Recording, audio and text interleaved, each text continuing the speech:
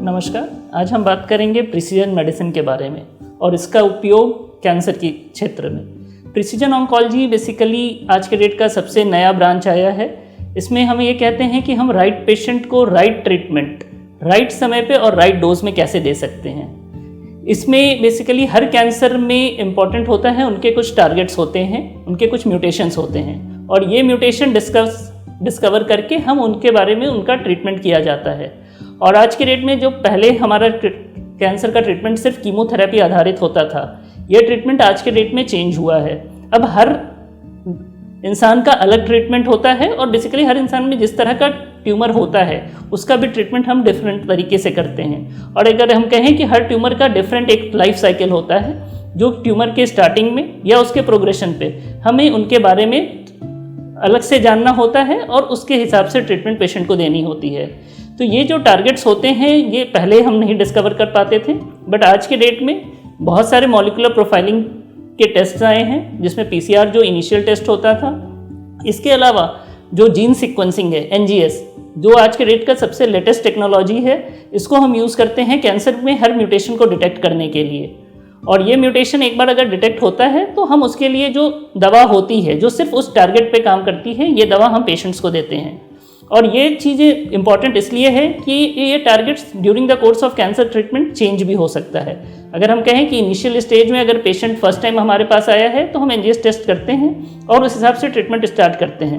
But अगर आगे चल के अगर पेशेंट का डिजीज़ बढ़ रहा है या प्रोग्रेशन हो रही है तो उस कंडीशन में हम दोबारा भी उसका ये टेस्ट करके देख सकते हैं कि कौन सा म्यूटेशन पेशेंट में डेवलप किया गया है और उस म्यूटेशन के हिसाब से हम फिर से ट्रीटमेंट प्लान करते हैं पेशेंट का। बट ये सिस्टम बहुत ही सिंपल नहीं होता है। इसके लिए जो टेस्ट होते हैं ऑब्वियस है अभी सारे लैब स्टैंडर्डाइज नहीं हुए हैं, हर जगह ये सुविधा उपलब्ध नहीं है।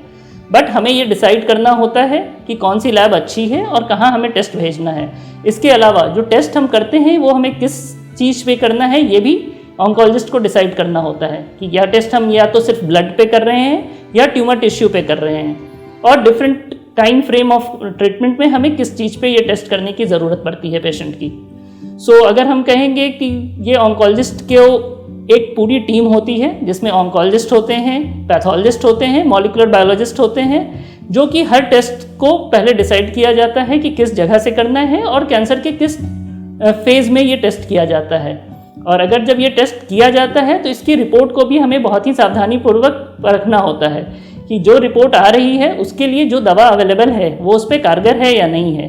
तो ये एक मॉलिक्यूलर ट्यूमर बोर्ड की तरह का एक डिस्कशन टीम होता है जो ये डिसाइड फिर करते हैं कि हमें इसमें ये ट्रीटमेंट काम करेगी या नहीं। तो इसमें सबसे महत्वपूर्ण ये है कि हमें ये देखना होता है कि हम किसी पेशेंट को अगर कोई ट्रीटमेंट अवेलेबल है तो वो पेशेंट उस ट्रीटमेंट से वंचित ना रह जाए। तो एनजीएस कराने का मुख्य कारण ये ही है कि अगर हमें कोई टारगेट मिल जाता है पेशेंट के लिए तो हम उस टारगेट के पेशेंट को उसके लिए दवा दे दें ताकि उनकी ज़िंदगी और भी लंबी हो सके। बट दूसरा ये भी ख्याल रखना है कि हम किसी भी पेशेंट को अनावश्यक रूप से ट्रीट ना करें। अगर हमें पता है कि टारगेट जरूर है बट उसके खिलाफ कोई दवा अभी तक नहीं आई है तो हमें कुछ समय इंतजार करना पड़ सकता है, क्योंकि नई नई दवाएं कैंसर के क्षेत्र में निरंतर आती रहती हैं। और ये भी जो टेस्ट है और ये जो ट्रीटमेंट है ये सबसे नई तरह का ट्रीटमेंट है और ये सबसे एडवांस है। अगर हम कहें कि आज के डेट में अगर किसी भी मरीज को अगर हम कुछ नया दे सकते हैं तो वो एनजीएस के टेस्ट करने के बाद उस पर आधारित ट्रीटमेंट उस पेशेंट को दिया जा सकता है। नमस्कार।